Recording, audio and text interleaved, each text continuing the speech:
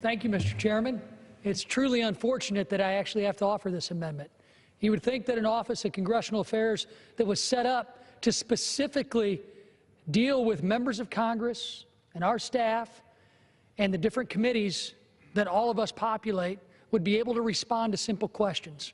And I had a very eloquent speech put together, but it's getting very late out here in Washington, D.C., so I'm going to condense it.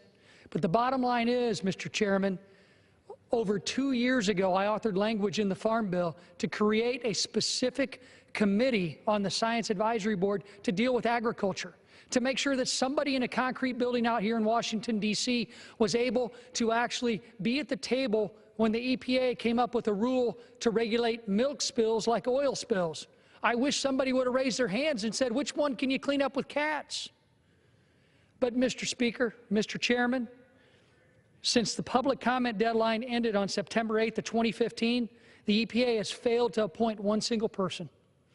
Also, over 30 questions were submitted by Republicans and Democrats from the House Agriculture Committee in February after Gina McCarthy, the administrator of the EPA, came to testify at a hearing, and we have yet to get a single response.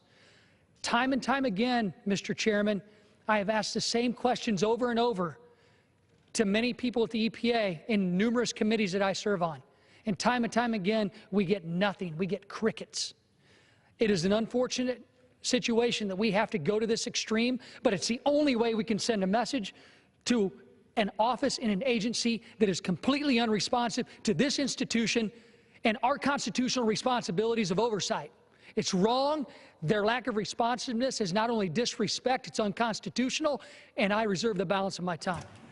The gentleman from Illinois reserves the balance. Any member wish to claim time in opposition? What purpose does the gentlelady from Minnesota seek recognition? Mr. Chairman, I rise in opposition to this amendment. Gentlelady is recognized for 5 minutes in opposition. But I want the gentleman to know I have at times shared your frustration with getting answers back from the administration. And so your amendment, I think, is going to get everybody's attention. But unfortunately, your amendment seeks to restrict the information provided from the EPA by just eliminating the funding for the Office of Congressional Legislative Affairs. Now, I use that office quite a bit. Sometimes I agree with them, sometimes I don't, but we have a dialogue going forward. And so in order to make educated and informed decisions on environmental legislation, I believe Congress should have all the material available, including from the administration. And what I'm hearing from you is they're not responding to you in an adequate fashion. So I hear your passion in this, and at times I've shared your frustration.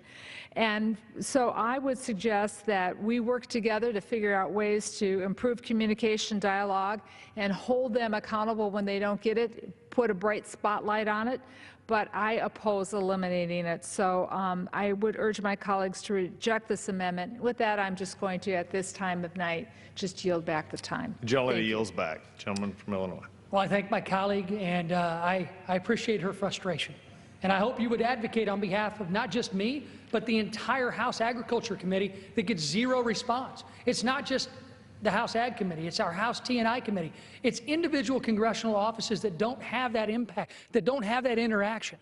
And there's such a lack of action that I didn't take this amendment lightly. We came here to the floor tonight, this late, because there is a lack of respect and constitutional responsibilities coming from this agency of the executive branch. And, Mr. Chairman, I've got 11 people on this letter to the EPA that is dated June 14th of this year, wondering why they haven't appointed a single person to the Science Advisory Board Committee that's supposed to deal with agricultural issues, that was written in the Farm Bill that passed in 2014.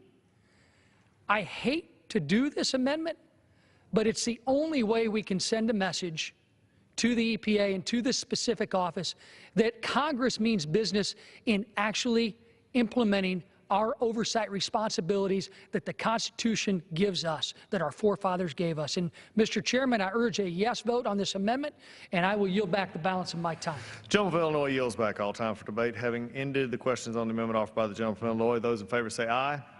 Those opposed, no. Opinion of the chair, the ayes have it. The amendment is adopted.